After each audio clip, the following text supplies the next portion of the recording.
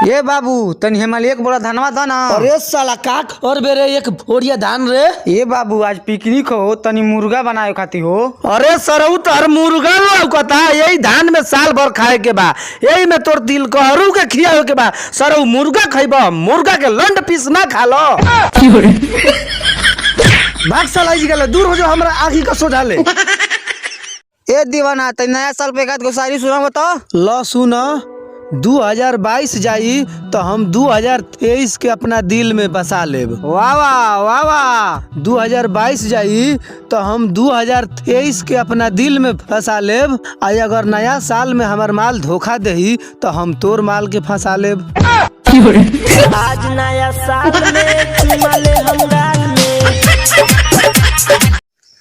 ये दीवाना तनी नया साल पे एक आध शायरी सुनावा तो। लो सुन नया साल आइल बा सरिसो फुलाइल बा। वाह वाह वाह वाह। नया साल आइल बा सरिसो फुलाइल बा।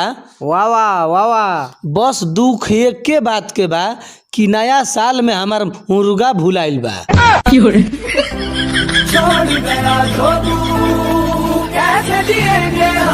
आ मर्दे तोहर नया नया शादी भइल बा, मेहरारू सेवा वा नइखे करत का कि पूरा देहिया अच्छे लेखा उजर भइल बा। अरे का बताई संगी हमार मौगी के न रोज राती के मिर्गी आ जाला, लेवा ओढ़ के सूत जाले तो हमहू ओकर गोड़ हाथ में थेल घस के सूत जानी। आओ यार तनी नया साल पे एक आध शायरी सुनावा तो।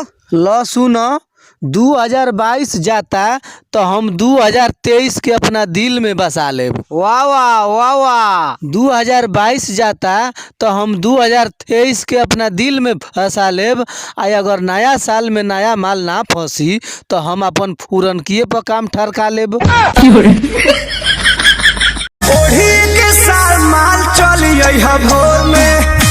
का हो हे ठंडा कुहेसा में मजा बा न।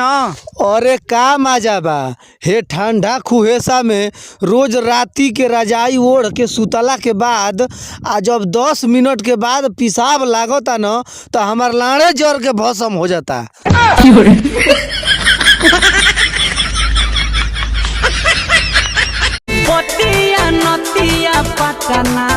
हे अंशुमान अरे जल्दी चले जल्दी चले। का हो गई? अरे जल्दी चल ना हो जाओ चल चल चल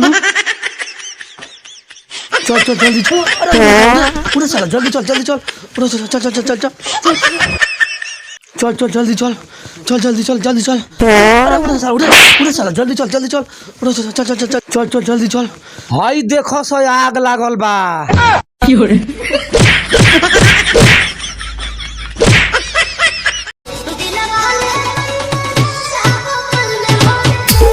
ए चाचा ये घरी हमारा से बड़ा दूर रहत ल का बात बा?